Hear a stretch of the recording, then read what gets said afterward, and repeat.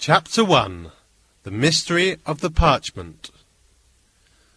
Late one Sunday afternoon in May 1863, my uncle, Professor Lidenbrook, came home early. We lived in a house in the city of Hamburg.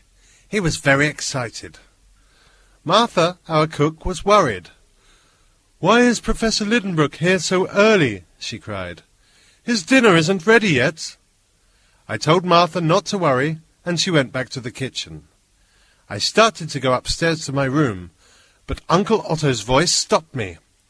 "Axel, come here," he shouted. I entered his room. My uncle was sitting at his desk. He was looking at an old book. "Look at this," he exclaimed. "What a fantastic book! It's more than 600 years old. It's wonderful." "What is this wonderful book called?" I asked. But my uncle did not hear me at first. He kept opening and shutting the book and talking about it to himself. I repeated my question. "This book is a translation of a famous Icelandic book. It was written by Snorri Sturluson in the 12th century. Ah, what's this?" A piece of parchment fell out of the book. There were strange letters written on it. My uncle picked it up and looked at it. He became even more excited. "Look, it's written in runes." "What are runes, Uncle?" I asked. "Runes are the letters of the old Icelandic alphabet, of course," my uncle replied impatiently. "I can read runes, but I can't understand this. What does it mean?" And he began to talk to himself again. I was used to that because my Uncle Otto was a little strange sometimes. He gave lectures at the University of Hamburg. He was a famous geologist. He knew more about the earth than any other scientist. Other geologists came from all over the world to learn from him. I learned about geology from him. He was a very good teacher. When my parents died, I came to live with him. I often helped him in his work. I was proud to be the assistant of such a famous man. He started to walk up and down the room with the parchment in his hand. He looked puzzled. When he was puzzled, he usually became angry.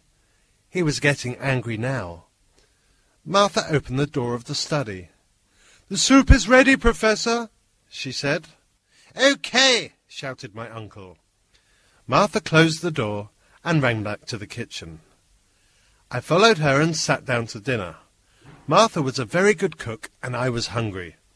I was just finishing my dinner when my uncle called my name again. I got up from the table immediately and rushed back to his study. My uncle was sitting at his desk. He was staring at the parchment. "These are runes," he said, "but the letters are mixed up. That is why I cannot understand it. It is written in a secret code, and there is something else." "What?" I asked. "The book and the parchment are not written in the same handwriting. The writing of the parchment is later than the writing of the book. Therefore, I think that this parchment was written by someone who owned the book." My uncle continued to stare at the writing on the parchment. Then he used a magnifying glass to make the letters bigger. He looked at the parchment again. He pointed to a line of letters. "Arn Saknussemm," he exclaimed. "Oh, that's an Icelandic name. Saknussemm was a famous Icelandic scientist of the 16th century. He made many great scientific discoveries. He must have owned this book." "But why should Arn Saknussemm want to hide what he had discovered?" I asked. "Why should he keep it secret?" "I don't know," my uncle replied, "but I'm going to find out. I will neither eat nor sleep until I have discovered the secret." My uncle guessed that the message was written in Latin and not Icelandic.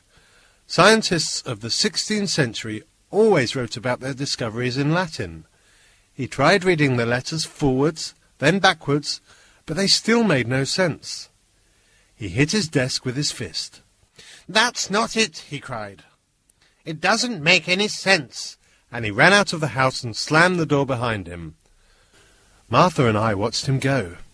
"He has gone without his dinner," she said. "He will starve."